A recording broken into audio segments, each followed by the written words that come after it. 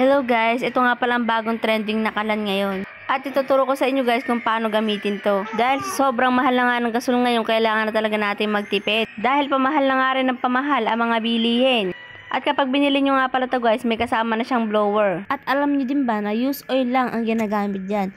At doon nga pala sa may tangke na yon, doon ilalagay ang used oil. Para ka lang din nagpaparinga sa una. Ang kahibahan lang, dire-diretso ang apoy nito. Dahil habang dire-diretso ang pagpatak ng used oil dyan, dire-diretso din ang apoy niyan. At hindi pa siya mausok. Hindi pa mag-aamoy usok ang niluluto mo. Balang una nga guys, pipihitin mo yun hanggang sa dumaloy na yung langis dyan sa loob. At kapag naman dumaloy na dyan guys, yung langis, tsaka mo naman siya ngayon lalagyan ng tissue sa pinakaloob niya. Dyan sa paligid ng bilog na yan.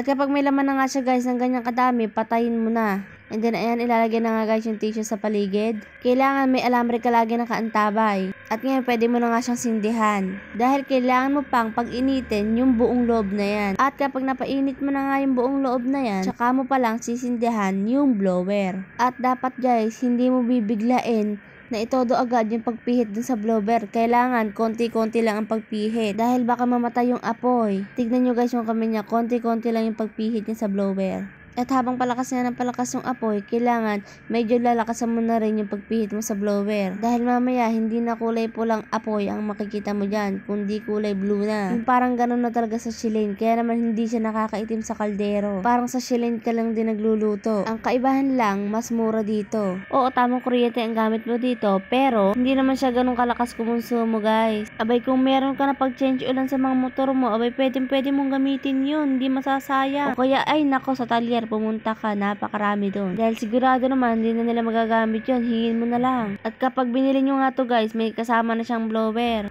At ayan nga, kapag malakas ng ganyan yung apoy, pwede nyo siyang lakasan din yung pagpihit nyo doon. Yung tansya mo ba na hindi na mamamatay yung apoy, ganun. At ayan, makikita nyo nga sa video na unti-unti na siyang lumalakas. At unti-unti na nga rin nagkukulay blue yung apoy niya. Na parang ganun lang talaga sa shilane natin. Sa mga gusto rin po mag-reseral ng ganito, i-PM nyo lang po ako. Dahil bagay na bagay ito guys sa mga nagtitinda ng mga ulam, sa mga karinderya, ganun. Dahil dire-diretso na yung apoy niya. At hindi mamamatay yan hanggat dire-diretso yung oil na pumapatak dyan. Kaya naman bubuksan mo yung tangke ulit. At tansyahin mo lang yung konting pagpatak lang talaga para dire-diretso din yung apoy niya. At syempre, lagi nyo dyan iti-check yung tangke niyan. Baka mamaya wala ng oil, hindi na aandar yan. Tatanggalin nyo lang yung takip, tsaka nyo sasalinan ng oil. At tignan nyo guys kung paano lang yung pagpatak niyan. Ganyan na ganyan lang dapat ang pagpatak niyan para dire-diretso yung apoy. At ang gagalagalawin nyo lang dyan guys ay yung tissue na nasa loob. At magiging ganito na nga guys yung kanyang apoy. Ayan. Diba napakalakas? Mas malakas pa sa shilane. So yun lang, PM nyo lang ako guys sa mga gustong umorder. Salamat!